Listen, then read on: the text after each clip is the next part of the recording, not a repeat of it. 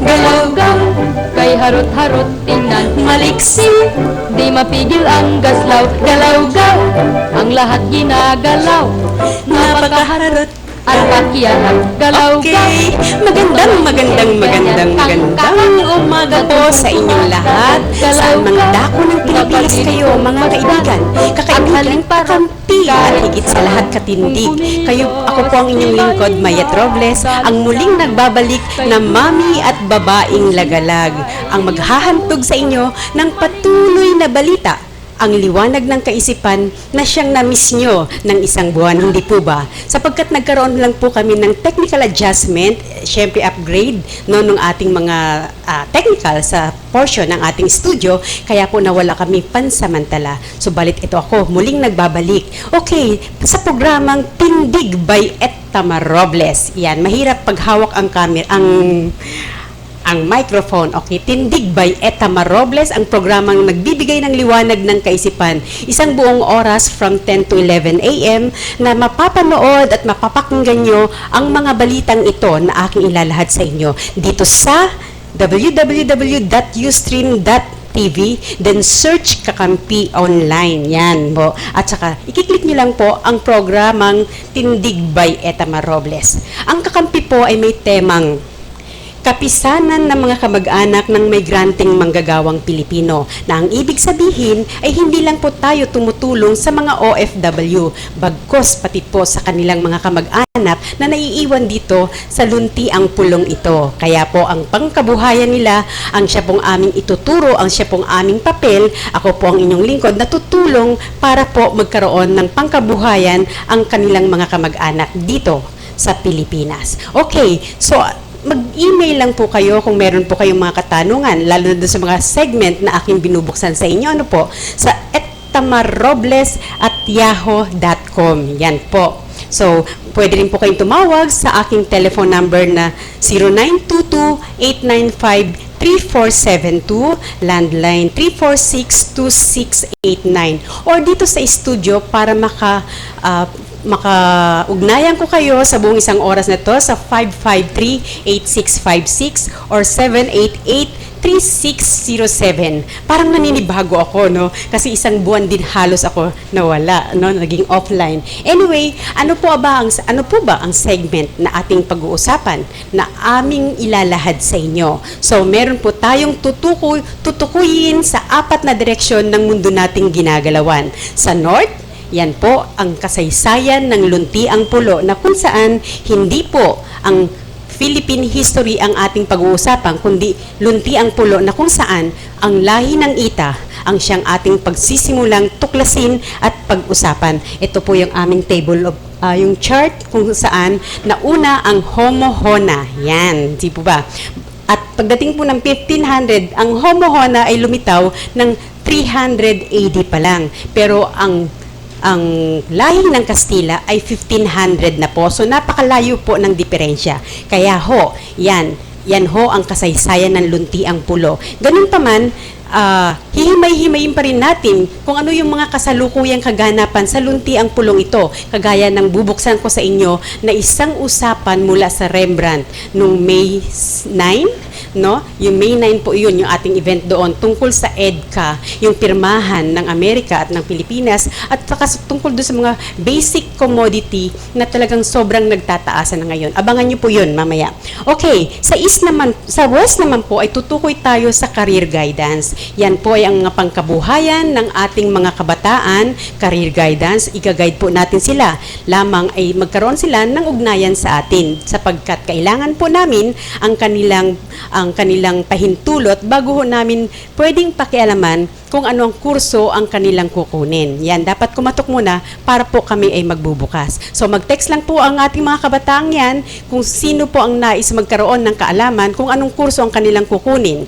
No? Ganon din po yung ating mga kababayan na walang mga pinagkakaabalahan, walang profesyon o walang hanap buhay na kanilang pinagkakaabalahan. So, pwede po kayong mag-text para may feng shui din po natin kung ano pa ho yung mga pwedeng yung gampanan na parating na swerte sa inyong buhay. Okay, ganun pa man yung ating mga produkto dito, yung aming Ultra Pure Water Purifier at ang Elmost Whitening Soap, makakatulong din po yan para magkaroon ng pamasahe ang ating mga estudyante.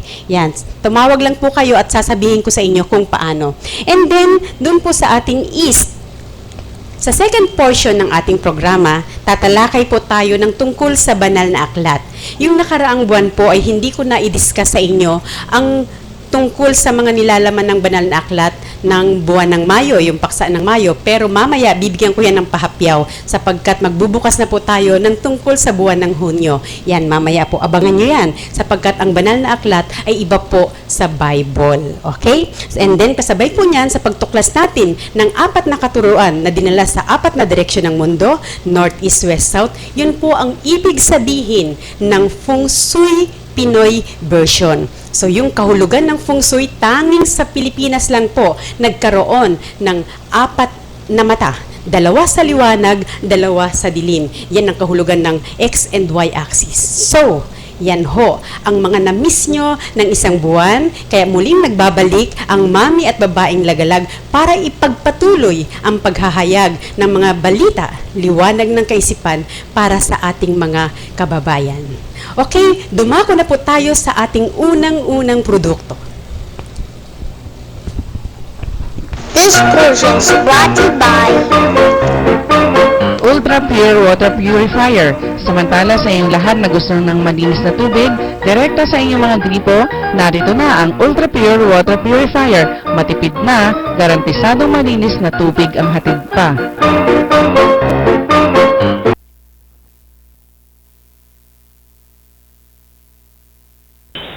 Dalawang bagay lang po, no? Tungkol kay Secretary Kingston.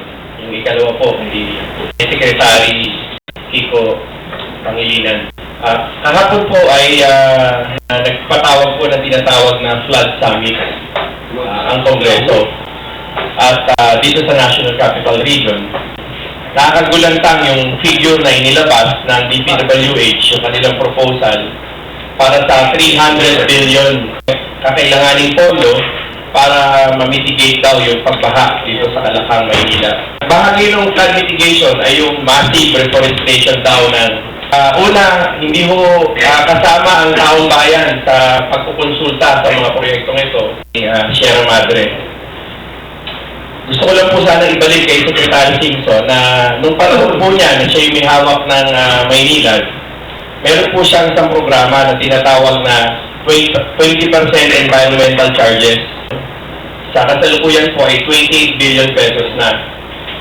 28 billion na binayaran po natin lahat tayong mga water consumers dito po sa Kalakang, Maynila. Kaya kaduda-duda itong 300 billion proposal ng DPWH kay Congressman Willie Castelo at ang alam ko po nandun din si MMDA Chairman Tolentino dun sa flood summit na ito. Sana po ay hindi naman pagtakpan ni Secretary Singson yung kakulangan ng Maynila at Manila Water na implementa yung massive tree planting dito sa Sierra Madre sapagkat matagal na po tayong mga water consumers na nagbabayad dito sa 20% environmental charges. So tingin namin dito sa 300 billion project na ito, ni wala akong public participation bago inilatag itong programa na ito. At tiyak po ako na marami na namang mga kontraktor ang mga nakapila dahil napakalaking pera po nito, itong proposal na ito. Ang sa amin lang ay ibalik na muna po siguro nila 28 billion pesos na nakolekta sa ating mga water consumers. Total, wala naman ho tayong nakita doon sa sinasabing massive tree planting project mula dyan sa Angat, Ipo Dam, Lamesa Dam, at ilang bahagi po supposed to be nitong Layban Dam at iba pang mga lugar. So, napakalaking pera po nito. Kung ito'y tunay nilang itinanim, hindi po sana ganun katindi ang problema natin sa baha. At least napababa. Ikalawa po, Presidential Assistant Kiko Pangilinan na sinasabi po ng food security. Dalawang punto po yung dapat tignan ni Kiko Pangilinan. Una po, bumabaho siya sa mga palengke, no? Kung tunay na meron pong halaga na 27 pesos na halaga ng bigas, sapagkat yung 800 metriko tonelada na kanilang pag-import ng bigas, hindi naman nung nararamdaman yan sa palengke, lalo-lalo na dito sa Kalakang, Maynila. Nasaan itong mga ini-import na ito? Kaya nga po nagkaroon ng rice subsidy ang NFA para pantulong daw ito sa mga mahihirap. So, doon lamang, pumunta siyang palengke, mag-check niya kung meron pa nagbibenta ngayon ng halagang 20 pesos na NFA rice. Kaugnay po niyan, doon sa sinasabing rice sufficiency, pumunta na lang mo siya sa Bulacan. Tignan niya po ang mga magsasaka ng Bulacan kung umaani po ito yung mga 3 beses sa isang taon. Dahil po ang ginawa po ng MWSS sa National Irrigation Administration, noong panahon po ng tagtuyot, kung maalala natin, noong panahon ni Fidel V. Ramos, ay ginamit yung issue ng tagtuyot para yung sinasabing 15 CMS na tubig supposed to be ng National Irrigation Administration para sa mga magsasaka ng Bulacan at magsasaka ng Pampanga, ay tinanggal po nila yung supply ng tubig na yan. Kaya ngayon po ay 1 o 2 beses na lang po umaani yung mahigit sa 18,000 mga magsasaka natin ng Bulacan at ng ilang bahagi ng Pampanga dahil nga tinanggal po yung supply ng tubig na ito sa ating mga magsasaka. Ang matindi pa po niyan, ginamit po ng Maynilad at Manila Water yung dahilan ng 15 CMS para daw ito i-replace, palitan. At ito po may budget na 5.7 billion pesos. 5.7 billion pesos yung initial na sinasabi nilang gugugulin para sa 15 CMS replacement project para raw bigyan ng tubig ang mga magsasaka natin dito sa Bulacan at sa Pampanga. Ito po ay sinimulang kolektahin noong taong 2008 sa ating mga water consumers. Pero hanggang ngayon po, yung 15 CMS ang gas replacement project na pantulong sana natin sa mga magsasaka na para tuloy-tuloy yung kanilang pag-ani, ay hindi po ito, kumulekta sila, pero wala po yung proyekto. Yan po yung dahilan kung bakit tayo nagsampa ng demanda sa Ombudsman noong March 6, 2014, itong taong kasalukuyan. Kasama rin po rito yung issue ng LIBAN. So kung sinasabi pong food security, imbis to yung mga kumuha tayo ng bigas sa bahagi ng Ilocos o dyan sa bandang Tugigaraw, tatlong triple po yung cost ng transportation, yung cost of transportation. Kung Bulacan lamang po, medyo bababa po, no? At siguro yung importasyon na sinasabi ay bababa rin. So yan yung mga dapat tignan ni PA Presidential Assistant Kiko Pangilinan. Yung ginawang move ng Malacanang dahil lumalabas po ngayon ang NFA, ang National Irrigation Administration, ang Philippine Coconut Authority at yung Fertilizer Commission ay nasa ilalim na po ngayon ng Office of the President dahil si Secretary Kiko Pangilinan ay directly na magre-report na sa Presidente. Laganap ang mga smuggling, laganap yung mga problema na yan, nakalalo ho nilang mapagtakpan yung malalaking problema rito, no? Pabalita rin ho, di ba, yung ilang sako ng bigas na nabulok dito sa Cebu, ano, na halos 1,000 container po yun, no? Na nabulok, no? So, tingin ko, nasa harapan naman po ni Secretary Kiko Pangilinan at alam na alam niya yan. Kung talagang seryoso para sawatahin ang problema na ito, ay pwede po.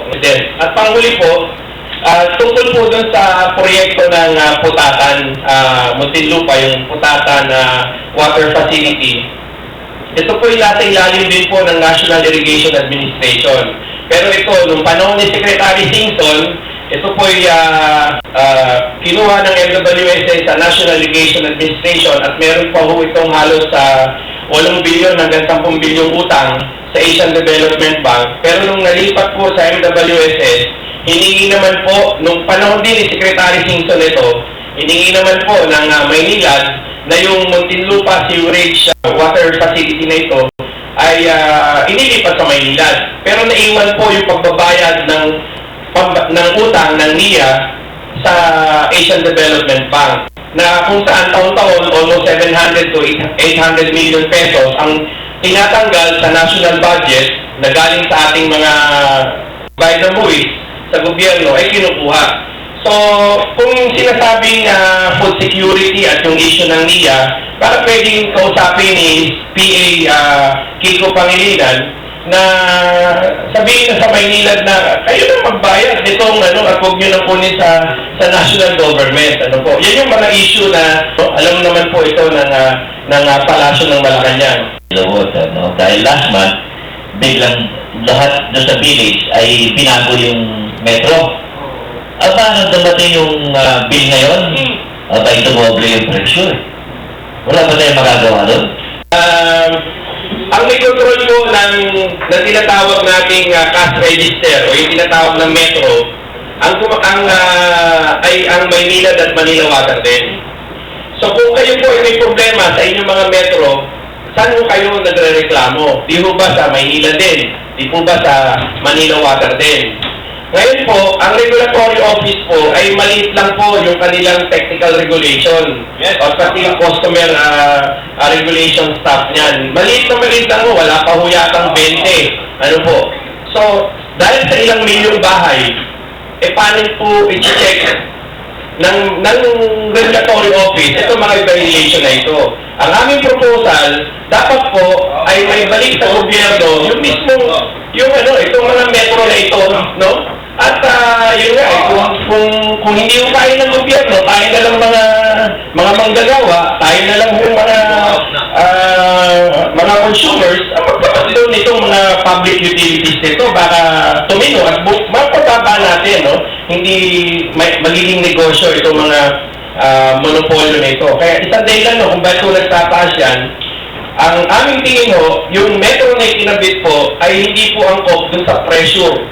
Na kung saan, dati po kasi yung pressure ay mga 3 to 4 PSI lamang. Pero dahil po ngayon, naglipa na yung mga nagtaas ng mga condominium, na kung saan sila rin yung mga may-ari, kailangan nila maservisyoan ito mga condominium units nito, na malakas sa pressure. Kaya inilagay po sa 8 hanggang G yung PSI niya yan. So kung yung metro nyo ay hindi yung design dun sa lakas ng PSI na yan, para mabilis na tubibo na humihigop ng ikot yan. Ito nga po yung isa sa problema kapag pribadong kumpanya na ang may control, no, yung nagpapatakbo sa tubig, sa Meralco, etc. I-dribble ho tayo dahil kaya nila magbayad ng mga bigating mga abogado, no? At ang karamihan sa mga abogado ngayon, sa totoo lang po, hirap po tayo kumuha ng mga abogado na tititig sa mga kasong ito. So malinaw po ng gobyerno natin ay pinapatakbo na ng mga korporasyon o ng mga kapitalista. Ang gobyerno natin ay ano na lang ho ito, para na lang ho itong tagasunod ng maraming mga polisiya. No? So yan yung sinasabi nating corporate government sa ilalim ng corporate democracy. Meron po bang batas na nagbabawal ng pag-drill sa lupa para magkaroon ng deep well? Ang alam ko po, ang NWRB ay matagal noon sila naglabas ng memorandum. Lalo na dito sa Metro Manila na yung mga deep well daw ay kailangan tanggalin na. Pero kung titignan nyo po, nilabas yan nung panahon nung nagsimula naman yung privatization. Halos magkasabay.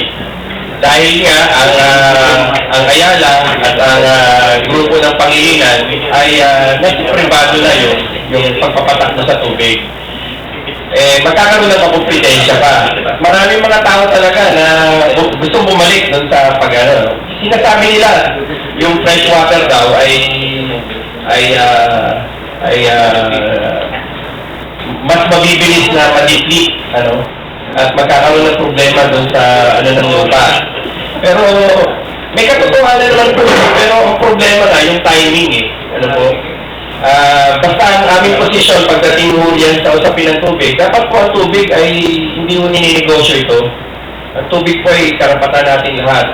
Dito ka lang siguro makakakita na kung wala kang pambayad ng tubig, mamatay ka na. Ang katawan mo natin, kailangan ng tubig. This Okay, yun po si RJ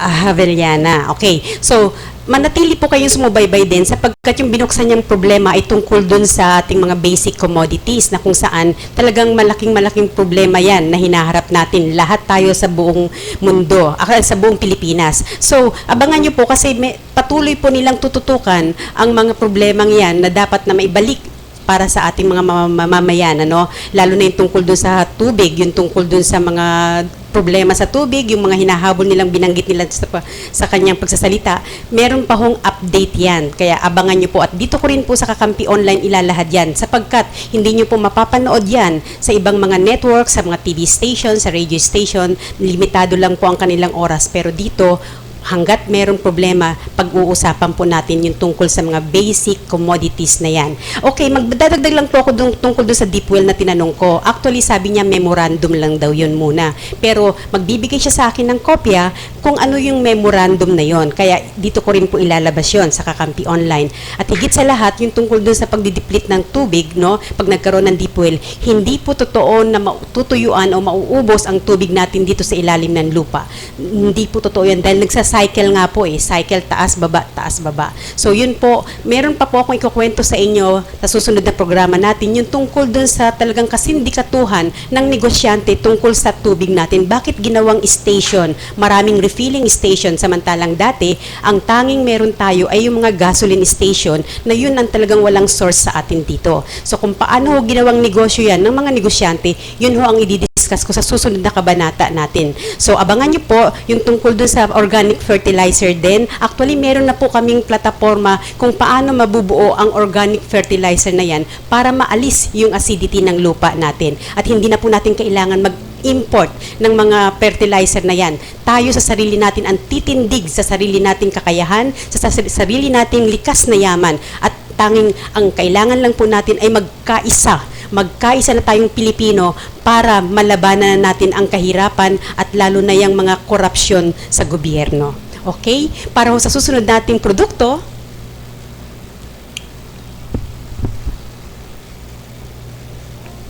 okay, so yung susunod natin produkto, syempre yung aming Elmost Whitening Soap. Ayan ang namimiss ng mga karamihan ng kaibigan natin sapagkat nawawala ang kanilang kutis artista kapag hindi sila nakagamit ng Elmost Whitening Soap. So yung ating susunod na speaker dun sa Rembrandt ay nagdi-discuss ng tungkol sa EDCA, yung pirmahan. Siya host, walang iba si Teddy Casino, Congressman Teddy Casino. So, ang ipapaliwanag niya, yung nilalaman ng EDCA na pirmahan ng dalawang presidente ng bansa, ang ating bansa at ang bansa ng US. So, kung ano ho yung nilalaman yun, i-discuss niya yun for 10 minutes. Okay? So, panoorin po natin. This portion is brought to you by Elmost Whitening Soap. Narito na sa gustong pumuti at gumanda. Ito ang kasagutan sa problema mo, kapatid. Elmost Whitening Soap sa murang halaga, kutis artista ka na.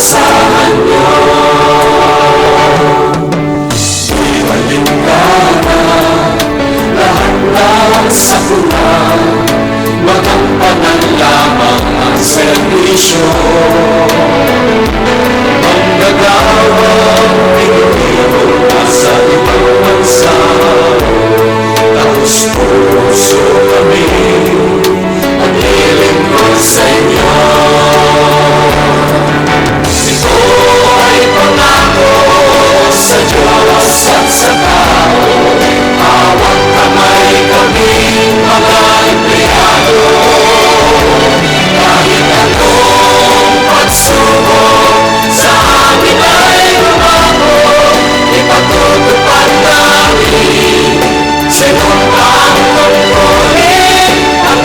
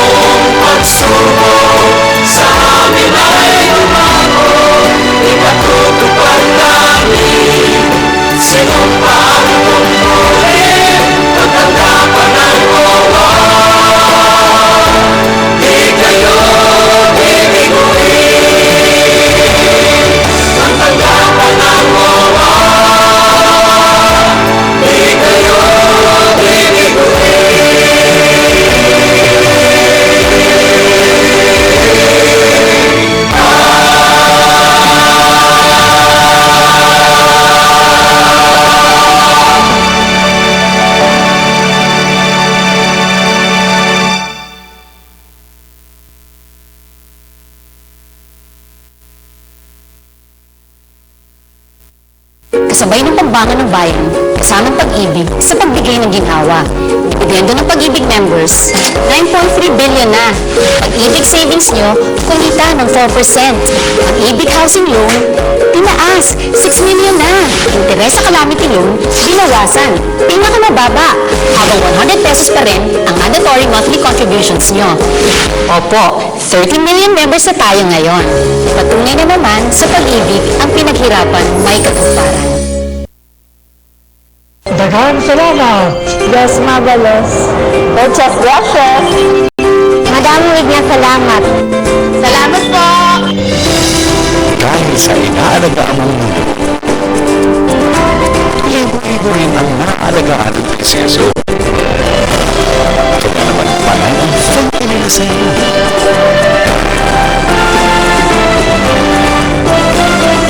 PCSO, pusong Pilipino, pusong lahat.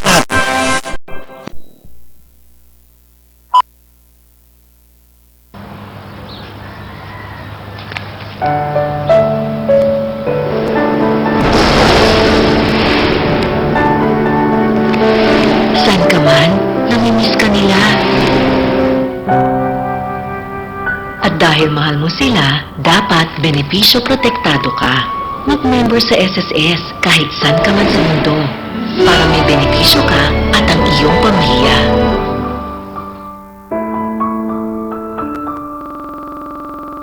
Hinihimay mo ng ating mga abogado itong EDCA, Enhancement Cooperation Agreement.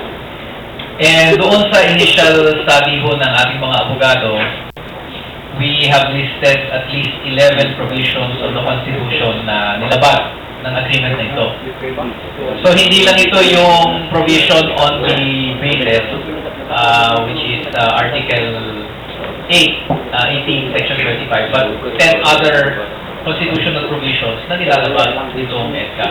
Pangalawa, may 5 sets ng batas na nilalabag din ito, including the Local Government Code, the Government Procurement Act, various laws involving police powers, and inspection powers ng gobyerno, yung National Telecommunications Charter natin, Pilferage Act. So hindi lang usapin ng violation ito ng Constitution, it is a violation of several of our laws. And ang susi po dito sa EDCA nito, siguro kung isa-summarize natin, the main issue here, yung tinatawag na agreed locations. No, ito yung supposedly lugar kung saan ilalagay ng mga Amerikano yung kanilang tropa, yung kanilang mga materials, doon na magre-refuel, landing, etc. yung kanilang mga military vessels. Now, doon sa agreed locations, ang sabi ng gobyerno, hindi military base yan. No, these are just facilities na, hindi daw bases. But if you look at the provision of EDCA itself, ano ba ang mangyayari sa agreed locations na yan? Training, transit, support and related activities, refueling of aircraft, bunkering of vessels, temporary maintenance of vehicles, vessels and aircraft, temporary accommodation of personnel, communications, prepositioning of equipment, supplies and materials, deploying of forces and materials, and such other activities as the parties may agree. Ang ginagawa ng gobyerno, dinadagdag nila paminsan-minsan yung word na temporary. But making it temporary, assuming na talagang temporary, in days pa rin yun. Because yung temporary dito does not indicate whether it is 1 day, 2 days, 1 year, or 5 years. Military base talaga ito. Ngayon, sabi nila, ano lang naman yan, mga piling lugar lang. And it will be within the basis of the armed forces of the Philippines. Again, let us look at the agreement. When requested, the designated authority of the Philippines shall ito ha, ibig sabihin, pag nag-request ng US, obligado, no, hindi may, assist in facilitating transit or temporary access by the US forces to public land and facilities, including roads, ports, and airfields, including those owned or controlled by local governments, and to other land and facilities. What other land and facilities are not controlled by the national or the local government? Hindi private. Ibig sabihin, even private lands and facilities, to include ports, fields, and airfields, may be used by United States forces. Ginagamit dito, the Philippines shall assist. This is unlimited basing, no? Unlimited basing ang ginagawa dito. Kasi hindi lang doon sa armed forces of the Philippines bases, but it can be anywhere. Yung pa, rent-free yan, no? And in fact, ang Pilipinas nga ang sasagot sa mga security requirements niya. Discount sila sa tubig, sa utilities, wala silang buwis. Now, again, so, if these are military bases, ang tanong ngayon, sino may control dyan? Kung Pilipinos ang may control dyan, edi pwede pa, no? But what does it say? Article 3, Paragraph 4. The Philippines hereby grants to the U.S. through bilateral security mechanisms such as Mutual Defense Treaty, Mutual Defense Court, and SEB, operational control of agreed locations. So, ang operational control will be with the U.S. With the U.S. forces. No? And then, the U.S. forces shall, yung materials na ilalagay ng U.S. dyan, no, this will include war materials, construction, whatever, shall be for the exclusive use of U.S. forces. So, sino ang may operational control? Amerikano. Sino ang gagamit? Exclusive use? Amerikano. Pang-apat, nakalagay dito, Article 3, Paragraph 5. The Philippine Designated Authority and its authorized representative shall have access to the entire area of the agreed location. So, may access daw. But that access is limited. Such access shall be provided promptly, consistent with operational safety and security requirements. Who determines operational safety and security requirements? US. Kasi sila ang may operational control. Ngayon, in contrast, tingnan natin ano ang access ng US forces and their contractors. US forces and US contractors, so yung contractors, hindi lang military, this includes civilian contractors like sa Iraq, Afghanistan. US forces and US contractors shall have unimpeded access to agreed locations. So ang Pilipinas, kailangan magpaalam, depende sa operational safety requirements. Pero ang US forces and contractors, unimpeded ang kanilang access. And all of these bases, talagang and very limited ang access ng ating mga authorities. Panglima, kanino ba ang pagmamayari ng mga facilities na yan? Sabi ng Pilipinas, makikinabang daw tayo because this will be facilities, high-tech, whatever, mapupunta sa atin. But ang nakalagay doon sa agreement, the US shall return to the Philippines any agreed locations or portions thereof, etc., constructed, whatever, once no longer required by the U.S. forces for activities under this agreement. So, maibibigay lang sa Pilipinas yan pag hindi na nila kailangan. Again, we're stuck with their second-hand materials and their second-hand buildings, including possible compensation. Pwedeng singilin pa tayo for these facilities na kanilang kinonstruct. And then, sino ang mag-maintain yan? Of course, they will pay for their water facility, water, electricity, etc. Pero walang tax. They are free to operate their own telecommunication system. And they are given the right to use all necessary radio spectrum free of cost to the United States. Ang mga telcos mo natin, kaya isang dahilan kung bakit sinasabi nilang mahal, dahil nagbabayad ng franchise. Right to the spectrum. Pero itong mga Amerikano, pag nagtayo ng kanilang communications facilities, they will not pay for the spectrum. At yan ay binabayaran talaga. Pero dito, binigay mo natin ng libre. What happens if there is a problem in the locations? Pag nag-abuso yung Amerikano o hindi naka-access ang Pilipino, doon sa Article 11, disputes and other matters subject to consultation under this agreement shall not be referred to any national or international court, tribunal, or other similar body, or to any third party for settlement unless otherwise agreed by the parties. Ni hindi mo pwedeng kasuhan sa mga local courts. Ni hindi mo pwedeng dalhin sa International Criminal Court or sa International Court of Justice. No, unless pumayag sila. This agreement cannot pass muster the test of constitutionality and adherence to local laws. Kaya nga ayaw nilang dalhin ito sa Senado eh. Kaya nga they want to keep it as an executive agreement. Because under scrutiny by the Senate, I'm sure hindi makakalusot yung mga bagay na ito. Nakakalungkot lang yung Senado natin ngayon, parang ayaw yatang i-assert yung kanilang karapatan. There are 1 or 2 senators na nagsalita, but the rest of the senators, parang inalitan sila ng poder dito eh. Ipapaubaya pa sa amin yung pagpapay sa Supreme Court eh. Bakit kami? Dapat ang Senado ang magpapay sa Supreme Court kasi ano yan eh, poder nila yan at sino nga sa kanila. Last point. Nowhere in the agreement is there any mention of China, of the Scarborough Shoals, of Ayungin, of the Spratlys. Not a single word about those issues in the agreement. Nagoyo talaga ang pamahalaan dito. Bagamat sa mundo, dalawa lang naman ang tao, yung nanggogoyo at nagpapagoyo. So nagpagoyo yung ating gobyerno dito. And definitely, we will be bringing this to the Supreme Court. At sana ang Senado ay gawin din yung kanilang tungkulin na questionin at labanan itong agreement na ito. Igiit ang soberanya at ang dangal ng ating bansa. Bantayan natin itong issue ng EDCA. Malalim ang implications nito, pangmatagalan implications, and pakisubaybayan na lang yung mga legal challenges that will be filed at the Supreme Court by next week. May makakapag-file na siguro. There will be at least 2 challenges. Abangan nun natin yan at ipagpatuloy po natin i-educate yung ating mamamayan tungkol sa masalimot, mahalagang issue nito. Maraming salamat po.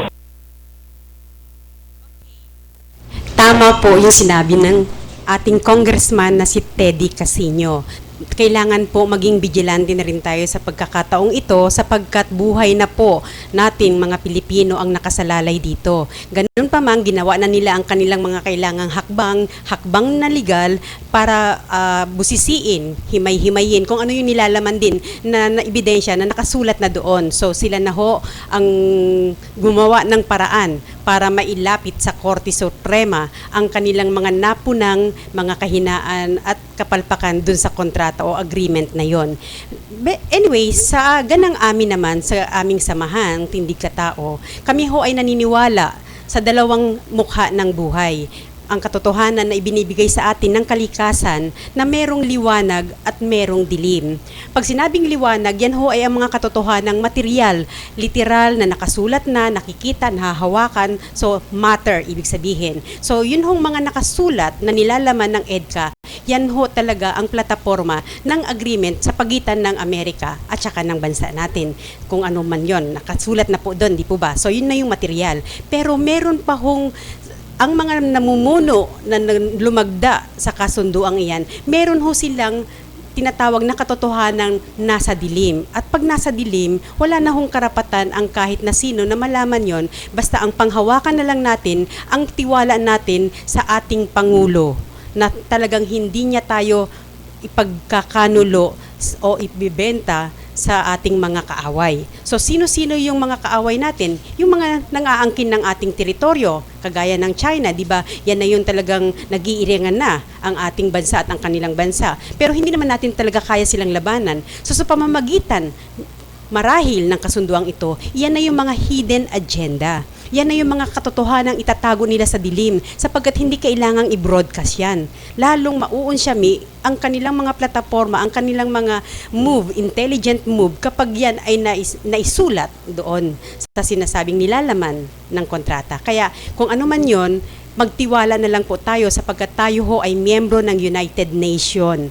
Tayo ho ay kasapi at ang namumuno niyan ay ang bansang Amerika, ang pinangungunahan ng bansang Amerika. At ang China ay miyembro din po ng United Nations. So sa pamamagitan ng pagiging miyembro natin pareho, no, sa United Nations at sa pamamagitan ng pagkakaroon ng posisyon ng Amerika sa bansa natin, yan ho ay malaking tulong para kapag tayo ay naglabas ng problema sa pamamagitan ng United Nations, mayroon hong mamamagitan na.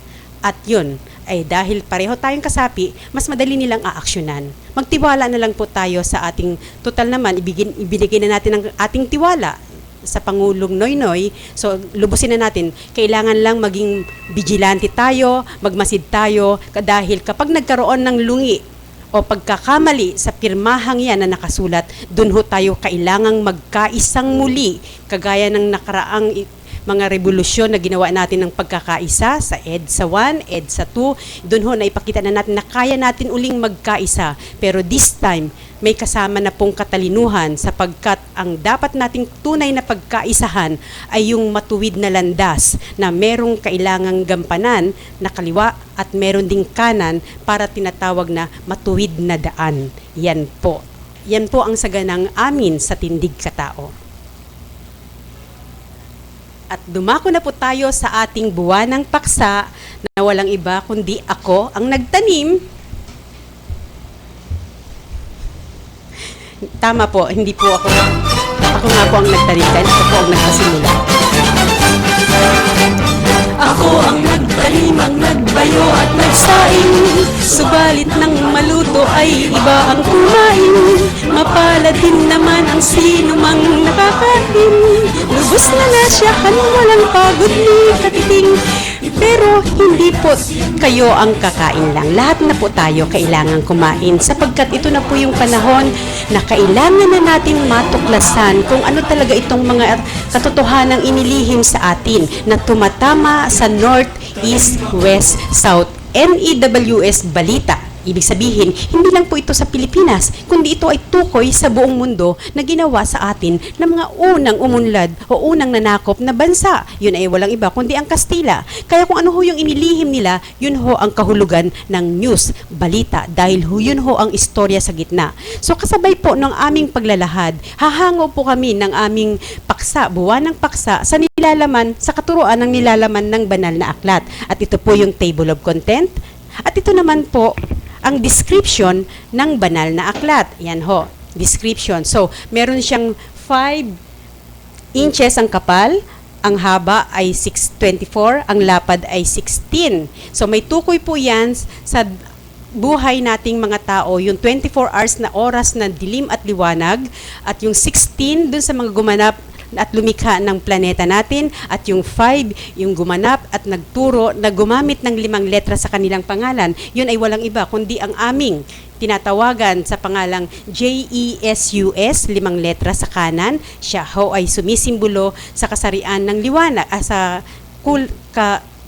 liwanag, at kasarian ng isang Kristo na lalaki. At yung sa kaliwa naman po, EMIZA, 5 din po ang letra na kung saan doon sumisimbolo ang babae na si Krishna kung tawagin natin sa katuroang ito, at sila ho ang dalawang magkaagapay na siyang nagbibigay ng buhay. Kaya ang 5 letrang yan ang tunay na kahulugan na tumatama sa senses ng tao. Kaya ang mga bagay na ating pagtutuunan ng pansin, naririnig, nakikita, naaamoy, nararamdaman, at nalalasahan. So yung mga 5 senses na yon ang tunay na mapapalakas natin sa pamamagitan ng pagtuklas natin ng katuruan na nilalaman na hango sa banal na aklat. So yung buwan po ng Mayo, dumiskas po kami dapat dun sa buwan ng paksa na nilikhain yung araw, mga planeta, buwan at estrella. So, kasabay ho nun, ng paglilikha ng planeta, buwan at estrella, ayan po yun, yung nilalaman ng table of content 4 and 5, ito na po yun. Uunahin ko munang i-discuss pahapyaw yung paksa na dapat tilalakay natin sa buwan ng Mayo, no? At na-miss nyo po yun. Pero hindi pa naman po tayo magtatapos, di po ba? Tuloy-tuloy po tayo. At pwede nyo pong itanong sa amin yun sa pamamagitan ng email kung ano po yung nais nyo malaman sa mga figurang ito na aking bubuksan. Yan ho ang solar system, medyo closer look. Yan. Meron tayong Mercury, Venus, Earth, yung 8 planeta, at wala dyan yung Pluto, yung pang-siyam. At kasabay ho niyan, ang bawat planeta ay meron pong katapat na kanya-kanyang buwan. At yung mga estrella, yung mga tinatawag na mga kumukuti-kutitap sa kalawakan na mga sa panahon ng dilim, yan ho at tinatawag namin estrella. Meron pong may mga sides yan at may katapat ang bawat planeta na estrella. Pero ang estrellang yan ay makikita natin sa lahat ng mga planeta, kagaya sa planet Earth natin, lahat ng mga estrellang yan kumukuti-kutitap ay makikita yan. Okay, so yun ho. At then, kasabay ho ng paglilikha ng planeta natin, ito ho yung from national magnet, yan, nagkaroon ho ng tinatawag na cycle. Kung paano nila nilikha ang mga isda mula sa national magnet, una yung lupa, no, yung national magnet, and then huli yung tao, pangwalo yung tao. So kung paano yun, sa pamamagitan po ng cycle na yan ho ang figura. Kaya ho, ang style ho ng ating pag-aaral dito sa templo ng Tindig Katao ay para ho tayong grade 1 na puro figura po ang ating pinakikita sa ating mga mag-aaral. Yun ho yung visual aid. Pero kasabay niyan, meron hong audio na maririnig, yun ho yung magiging Krishna o Kristo na tagapagturo. At nagkataon, ako ho ang unang nakaunawa nito, kaya ako ho ang unang naging tagapagbalita sa inyo nito. Okay, so kung paano ho nangyari yan ho ay mahaba pa ho ang kwento. Kaya ho parang lola ba siyang yung mga bata nag-i-enjoy kapag nakikinig sila sa kwento ng kanilang mga lola. Ganun ho, kasi lahat ho tayo ngayon ay bata sa katuroang ito. First time ho tayong makakarinig ng ganitong klaseng pag-aaral at katuruan. So, yung national magnet po ng ating planeta, yun yung bola-bola na kanilang pinaglaruan noon, no? National magnet. Kung paano ho nagkaroon ng power yung positive-negative polarity ng national magnet, yun ho ay may proseso din. Parang dinamo, no, may binobomba. And then pag biniak nyo po yung planet Earth natin, yan ho may wave.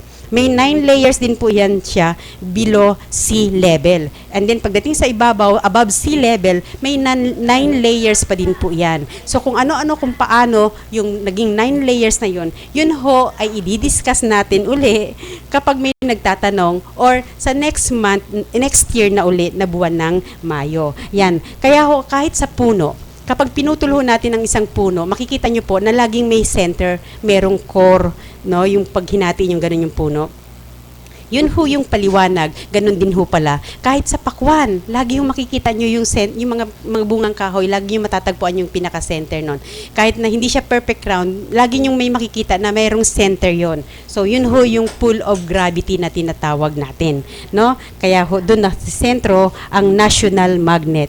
Kung bakit ho nagkaroon na, actually ang tao hindi na ho kayang maabot yun, national magnet na yan. At dito ho, may paliwanag kami kung bakit ho nagkaroon ng tinatawag na Bermuda Triangle. Kasi kumbaga, meron hong ex-host, no? Merong pasingawan na kailangan din yung national magnet. At yun ang hinihigop ng buwan kapag siya ay nagbubuga ng kanyang energy. So, kinokontak ang buwan at yun yung parang yung pinakatamang term is utot tapos sinisinghot.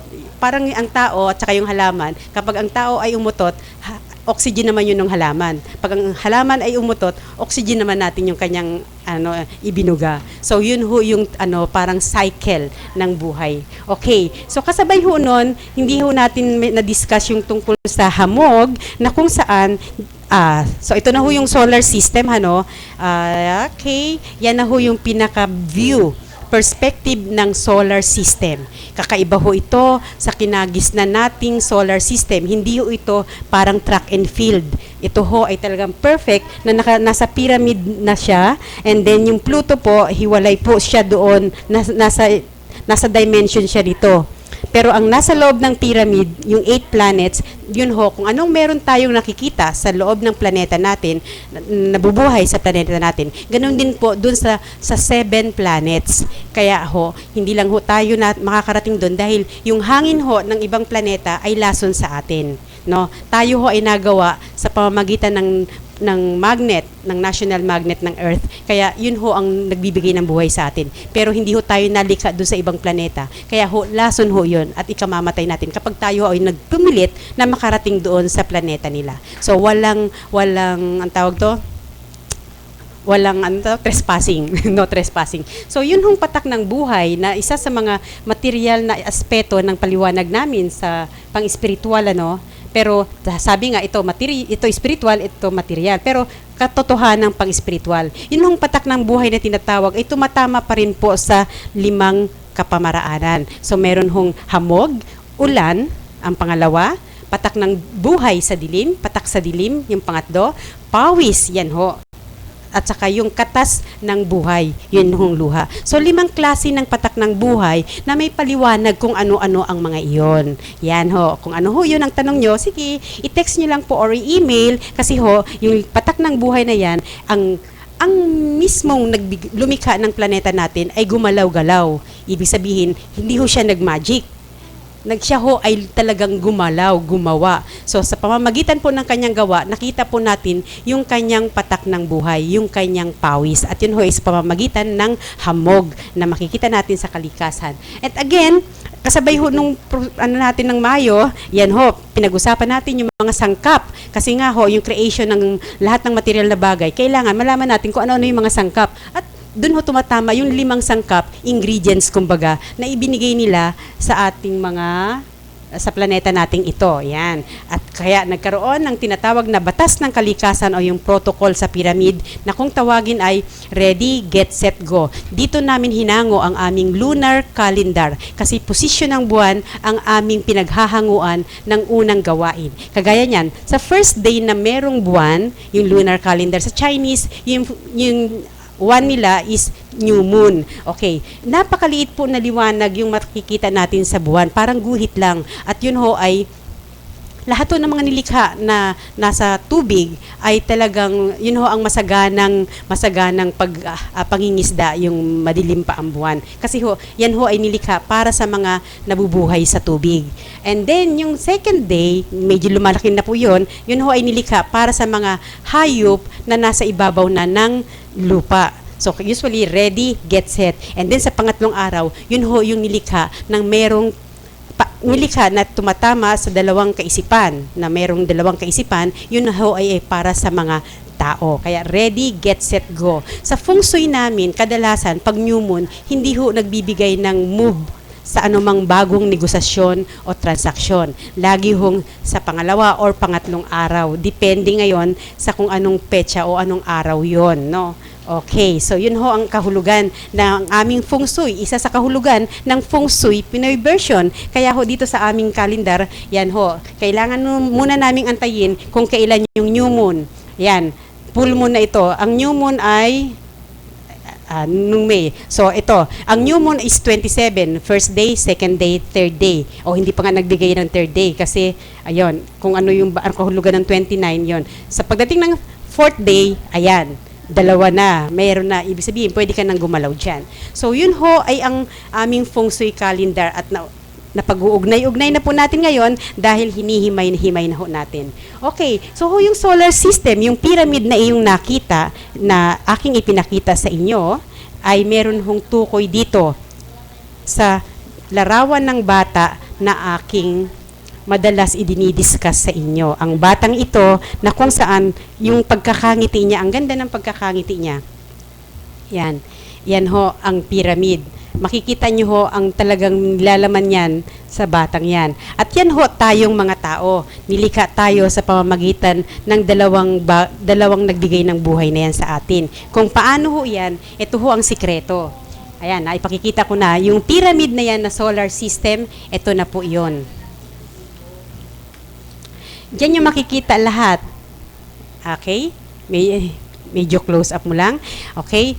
Actually, sa pamamagitan ng paliwanag na nakapaloob sa katuruan ng iglesia ni na Imam Imisa Rabay Jesus, dito nyo masasabi na tayo tunay na nga nanilikha ayon sa kanilang wangis. Yan. Kung ano ang meron, wangis, ang solar system na yan, nasa anyo ng isang tao. Yan po. Okay, yan ang ipaliliwanag namin sa inyo habang hinihimay-himay natin ang paksa sa buwan ng paksa natin. Kaya yan ho ang tao. Okay, so ngayon ho, sa buwan naman ho ng June, didiscuss po natin kung paano ho ginawa na ang tao. Yan yung tinatawag nilang Eva at Adan. Pero hindi ho si Eva at Adan ang unang nilikha na tao dito. Pangatlong henerasyon na po sila. Kaya ho, abangan nyo ho lagi, no? Kailangan wala ho talaga kayong mamimiss na linggo, na Martes ng ating pag-aaral at pag-uusap sa programang ito. Kaya ho, again, umabot na tayo sa 1 oras na pagtatapos ng ating programa. Anyway, pansamantala lang naman po yan. Kaya ho ako nagpapasalamat sa ating station manager na si Madam Fe Nicodemus sa pagbibigay uli sa atin ng pagkakataon na makasama namin kayo sa programang itong Tindig by Etama Robles. Yan, malaking bagay po sapagkat yung mga balita na inyong tinatanggap sa mga istasyon ng radyo, ng TV, na limitado at di kahon po ang impormasyon na ibibigay sa inyo. Dito po malaya, walang hanggan, infinite po ang information na ating ibibigay sa inyo at patuloy ng pag-inog. Dahil ang buhay, wala hong katapusan yan. Inog ng inog ang mundo. Kaya ho, maraming salamat sa muling pagbabalik ng Tindig Katao at Tindig by Etamar Robles. At higit sa lahat sa mga produkto ko na siyang nagbibigay ng daan kung bakit ako patuloy na gumagalaw-galaw. Yan ho ang aking Ultra Pure Water Purifier at ang Elmos Skin Whitening Soap. Ang sabon ng artista, presyong pangmasa. Kaya manatili po kayong sumubaybay sa programang ito upang patuloy po tayo magkaroon ng kutis artista at higit sa lahat, magkaroon ng liwanag ng kaisipan tungo sa pagkakaisa nating mga Pilipino. Kaya magkita-kita tayo at maraming salamat at hanggang sa muli!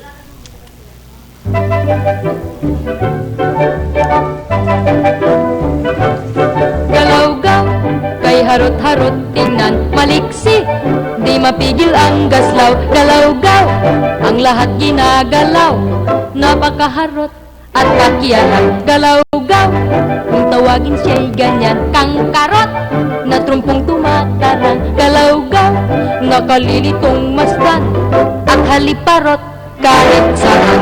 Kung kumilos, di maingat, dalos-dalos kay dulas.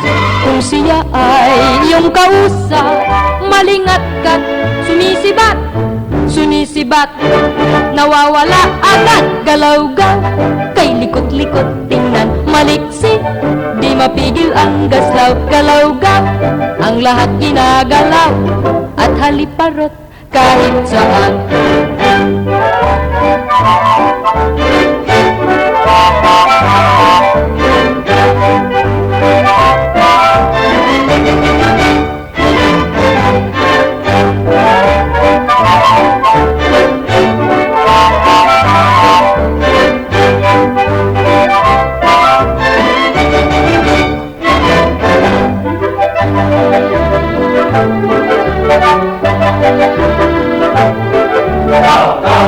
Kay harot-harot tingnan, di mapigil ang gaslaw. Ang lahat ginagalaw, napakaharot at pakialam. Kung tawagin siya'y ganyan, na trumpong tumatarang, nakalilitong masdan, at haliparot kahit saan. Kung kumilos, di maingat, dalos-dalos kay dulas.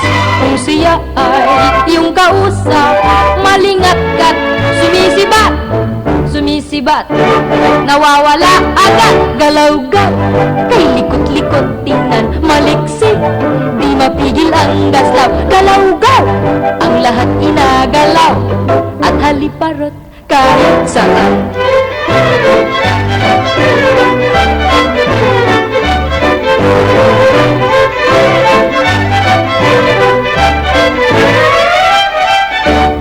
Sumisibat, nawawala agad. Galaw-gaw, kay likot-likot tingnan, maliksi, di mapigil ang gaslaw. Galaw-gaw, ang lahat ginagalaw, at haliparot kahit saan. Pakialam,